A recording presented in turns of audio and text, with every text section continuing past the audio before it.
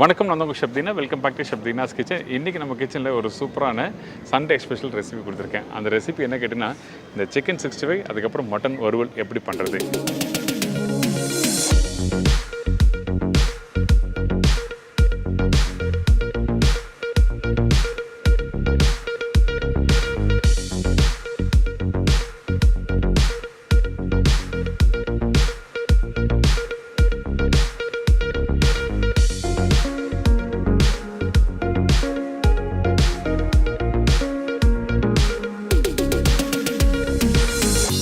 Mutton வறுவல் கொஞ்சம் சின்ன வெங்காயம்லாம் போட்டு ரொம்ப இன்ட்ரெஸ்டிங்காக செய்யல கொடுத்துருக்கேன்.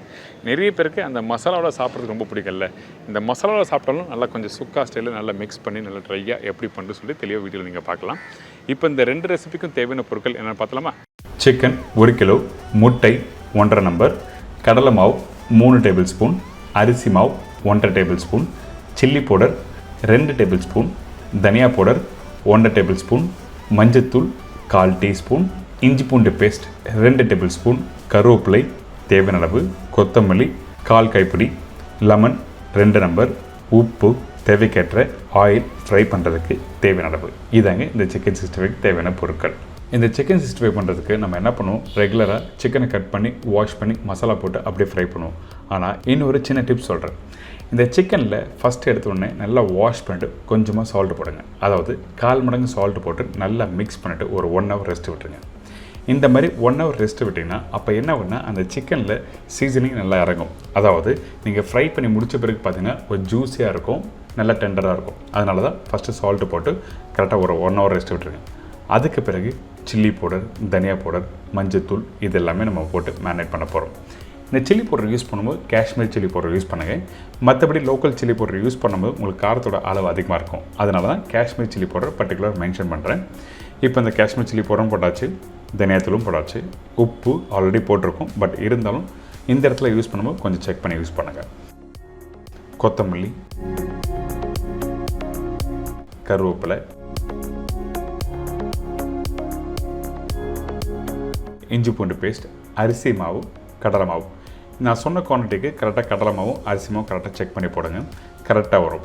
இதே வந்து நீங்கள் நிறைய பேர் கடலை மாவு அரிசி மாவு அதிகமாக போட்டால் கூட நீங்கள் ஃப்ரை பண்ணும்போது என்ன ஒன்றா அந்த பஜ்ஜி மாதிரி சாஃப்டாகிடும். அதனால தான் கரெக்டான ரேஷியோவில் இந்த 1 கிலோ சிக்கனுக்கு நான் சொல்லியிருக்கேன். இதுக்கு பிறகு லெமன் ஜூஸ் நல்லா புழிஞ்சு விட்டுருக்கேன். அதே டைமில் கொஞ்சமாக தண்ணி ஊற்றி நல்லா மிக்ஸ் பண்ணுங்கள். மசாலா சிக்கனோட கோட்டிங்காக இருக்கணும். அதே டைமில் பஜ்ஜி மாவு மிக்ஸ் பண்ணுற மாதிரி அந்த மசாலா இருக்கக்கூடாது. அதாவது ரொம்ப லூஸாக இருந்ததுன்னா அந்த சிக்கனில் டிப் பண்ணி ஃப்ரை பண்ணால் உங்களுக்கு பஜ்ஜி கோட்டிங் ஆகிடும். அதனால் கொஞ்சமாக தண்ணி தெளித்து நல்லா மிக்ஸ் பண்ணுங்கள்.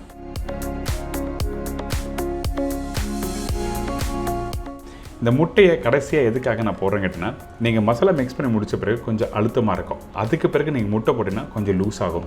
நீங்கள் வீட்டில் மிக்ஸ் பண்ணும்போது கண்டிப்பாக உணர்வீங்க. அதே டைமில் நான் 2 முட்டை போட்டிருக்கேன். 1/2 முட்டை வேஸ்ட் ஆகிடுன்னு சொல்லிட்டு தான் மிக்ஸ் பண்ணியிருக்கேன். ஆனால் 1 கிலோ சிக்கனுக்கு 1.5 முட்டை போதும். இப்போது இந்த முட்டைலாம் போட்டு நல்லா மிக்ஸ் பண்ணி எடுத்த பிறகு இப்போ இந்த சிக்கனில் பார்த்தீங்கன்னா மசாலா நல்லா கோட்டிங்காக இருக்கும். இப்போ திருப்பி மூடி போட்டு ஒரு 1 ஹவர் ரெஸ்ட் விட்டுருங்க. அந்த மசாலா ஊற அந்த டேஸ்ட் நல்லாயிருக்கும்.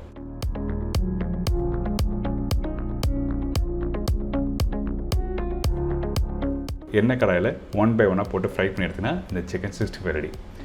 எண்ணெய் ஃப்ரை பண்ணும்போது கரெக்டான சூடு இருக்கணும். எண்ணெய் சூடு இல்லாமல் போட்டாலும் சிக்கன் 65 வந்து எண்ணெய் பிடிக்க ஆரம்பிக்கும். அதே டைமில் மசாலா ஒட்டாது. இந்த மாதிரி சின்ன சின்ன விஷயம்லாம் நீங்கள் நோட் பண்ணி கரெக்டாக பண்ணிங்கன்னா சூப்பரான சிக்கன் 65 ரெடி.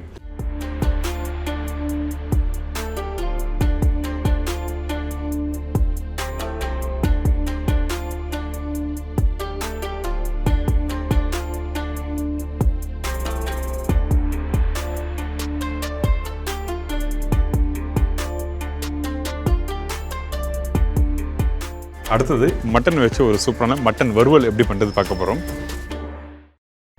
1/2 கிலோ மட்டன், சின்ன வெங்காயம் 20 நம்பர், தக்காளி 1 நம்பர், பூண்டு 10 பல்லு, இஞ்சி பூண்டு பேஸ்ட் 2 டேபிள் ஸ்பூன், கருவேப்பிலை தேவையான அளவு, கொத்தமல்லி தேவையான அளவு, பெரிய சைஸ் வெங்காயம் 1, தேங்காய் 2 பத்தை, சில்லி பவுடர் 2 டீஸ்பூன், தனியா பவுடர் 2 டீஸ்பூன், மஞ்சத்தூள் சிறிதளவு, முழு தனியா 1 டீஸ்பூன், சோம்பு 1/4 டீஸ்பூன், காய்ந்த மிளகாய் 6 நம்பர், உப்பு தேவைக்கேற்ற, எண்ணெய் குக் பண்ணுறதுக்கு தேவையான அளவு. இதாங்க இந்த ப்ரிப்பரேஷன் தேவையான பொருட்கள்.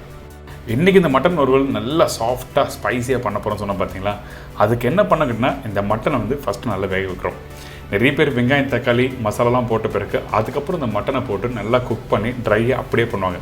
அப்படி பண்ணும்போது சம்டைம் மட்டன் வந்து ஹார்ட் ஆகும். இந்த மாதிரி ப்ராப்ளம் வராமல் இருக்கிறதுக்கு நம்ம என்ன பண்ணுறோம், இந்த மட்டனை ஃபஸ்ட்டு பாயில் பண்ணுறோம். க்ளீன் பண்ணி வச்சுருக்க இந்த மட்டனை டைரெக்டாக இந்த மண்சட்டில் போடுறோம். அதுக்கப்புறம் பொடிசாக கட் பண்ணி வச்சுருக்க வெங்காயம், ஒரு வெங்காயம் சொன்னால் பார்த்தீங்களா, அந்த வெங்காயமும் தக்காளி இதில் போட்டிருக்கோம். அதுக்கு பிறகு கொத்தமல்லி, கொஞ்சம் கருவேப்பிலை,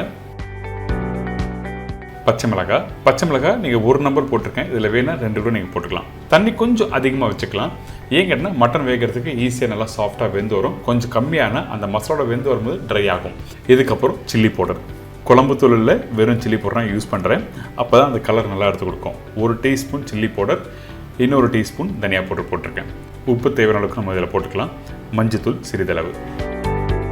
இதெல்லாம் போட்ட பிறகு இஞ்சி பூண்டு பேஸ்ட், இதோட பட்டை லவங்கம் ஏலக்காய் பிரிஞ்சி இலை இதெல்லாம் போட்டு நல்லா மிக்ஸ் பண்ணிட்டு வேக விட்டுருங்க.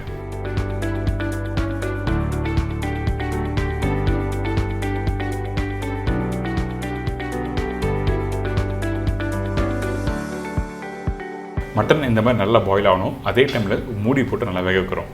இந்த மட்டன் வேகிறதுக்கு குறைஞ்சபட்சம் 30லேருந்து 40 நிமிஷம் டைம் எடுக்கும். அதனால் மூடி போட்டு நல்லா வேகட்டும்.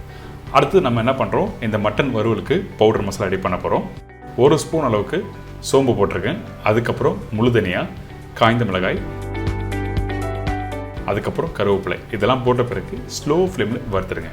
எந்த அளவுக்கு ஸ்லோ ஃப்ளேமில் வறுக்கிறீங்களோ அந்த அளவுக்கு அந்த பவுடர் வந்து, அதாவது இந்த ஹோல் ஸ்பைசஸை கையிலே எடுத்தால் க்ரஷ் பண்ணுற அளவுக்கு வரும்.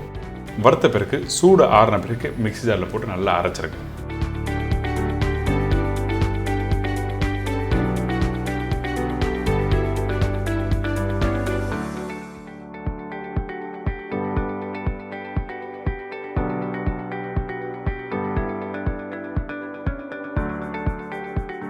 இந்த மாதிரி நல்லா அரைச்சி எடுத்திங்கன்னா இந்த பக்குவத்தில் வரும். இன்னும் கொஞ்சம் கூட ஃபைனாக பவுடர் அரைக்கலாம். சில பேர் வந்து அந்த காஞ்ச மிளகாய் முழுதனியாக அப்படியே முழுசாக கொஞ்சம் அப்படி மேலோட்டமாக இருந்ததுன்னா பிடிக்காது. அந்த டைமில் நீங்கள் ஃபைன் பவுடராக பண்ணிக்கலாம் விருப்பப்பட்டீங்கன்னா. அடுத்தது இந்த மட்டன் பாருங்கள் நல்லா வெந்து வந்திருக்கா. இந்த மாதிரி நல்லா வெந்த பிறகு தான் நம்ம அடுத்த ஸ்டேஜ் போகிறோம். இந்த மட்டன் இந்த மாதிரி பண்ணிங்கன்னா நல்லா சாஃப்டாக இருக்கும். சில பேர் வந்து மட்டன் வீட்டில் குக் பண்ணுறேன், ஆனால் என்ன ஆகுதுன்னா மட்டன் ரொம்ப ஹார்ட் ஆகுது, வீட்டில் சாப்பிடவே முடியல, எனக்கு அந்த மசாலா நல்லா இருக்குது ஆனால் சாப்பிட்றதுக்கு விருப்பமே வரல சொல்கிறாங்களே, அதனால தான் இந்த மெத்தடில் பண்ணியிருக்கேன். குக்கர்லேயும் வேக வைக்கலாம். அடுத்தது இன்னொரு மண்சட்டில் நல்லெண்ணெய் ஊற்றிருக்கேன். அதுக்கப்புறம் முழு கரம் மசாலா, பூண்டு. இந்த பூண்டு இடிச்சும் போடலாம், அப்படிலாம் முழு பூண்டும் போட்டுக்கலாம். இதுக்கப்புறம் கருவேப்பிலை, சின்ன வெங்காயம். இதில் தக்காளி நம்ம யூஸ் பண்ண போதில் வெறும் இந்த வெங்காயம், இந்த பூண்டு, அதுக்கப்புறம் இந்த கருவேப்பிலை இதெல்லாம் போட்டு நல்லா வதக்குறோம். இதுக்கப்புறம் இஞ்சி பூண்டு பேஸ்ட்டும் இதில் போடுறோம். இந்த இஞ்சி பூண்டு பேஸ்ட் போட்ட பிறகு நல்லா வதங்கணும் அந்த வெங்காயத்தோட. அப்போ தான் அந்த பச்சை வாசனை போன பிறகு உங்களுக்கு வாசனை நல்லா சூப்பராக வரும். அதுக்கப்புறம் மஞ்சத்தூள், தனியா பவுடர், மிளகாய் பவுடர் இது போட்ட பிறகு அடுப்பை ஸ்லோ ஃப்ளேமில் வச்சுருங்க. ஹை ஃப்ளேம் வச்சுன்னா அந்த மசாலா தீஞ்சு போகிற வாசனை வந்துடும். அதனால ஸ்லோ ஃப்ளேம் வதக்கிட்டு அதுக்கப்புறம் தேங்காய் 2 பத்து சொன்ன பார்த்தீங்கன்னா அந்த தேங்காவை நல்லா அரைச்சி பாலை மட்டும் எடுத்து இதில் ஊற்றிருக்கேன். இந்த பால் ஊற்றின பிறகு கொஞ்சம் கொத்தமல்லி போட்டு இதை அப்படியே நல்லா குக் பண்ணுங்கள். நல்ல ஒரு கெட்டியான வெங்காய மசாலா மாதிரி ரெடியாக இருக்கும்.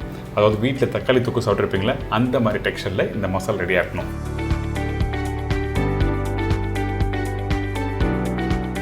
இதுக்கப்புறம் மட்டன் வேக வச்சு ஸ்டாக் வாட்டர் இதில் ஆட் பண்ணி திருப்பி நல்லா குக் பண்ணுறோம்.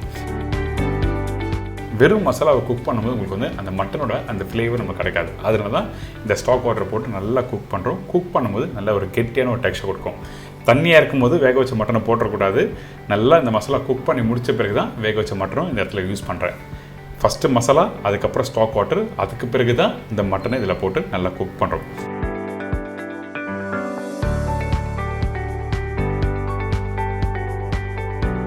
இந்த ஸ்டேஜ் வந்த பிறகு திருப்பியும் ஒரு 15லேருந்து 20 நிமிஷம் நம்ம குக் பண்ணிகிட்டே இருக்கணும்.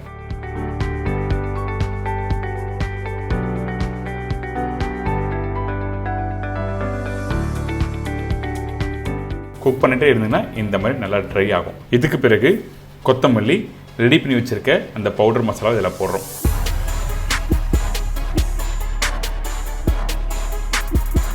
கடைசியாக கொஞ்சமாக நெய் போட்டு அப்படி மிக்ஸ் பண்ணி எடுத்து சர்வ் பண்ணி பாருங்களேன். அந்தளவுக்கு ஒரு சூப்பரான மட்டன் வறுவல் ரெடி. இந்த மாதிரி ஸ்டைலில் நீங்கள் வீட்டில் ட்ரை பண்ணி பார்த்தீங்கன்னா யாருமே வீட்டில் பிடிக்காத சொல்ல மாட்டாங்க. டெய்லியும் பண்ணுங்கள், வாரம் பண்ணுங்கள். இந்த மாதிரிலாம் வந்து அன்பு தோல் நிறையா இருக்கும். கண்டிப்பாக ட்ரை பண்ணுங்கள்.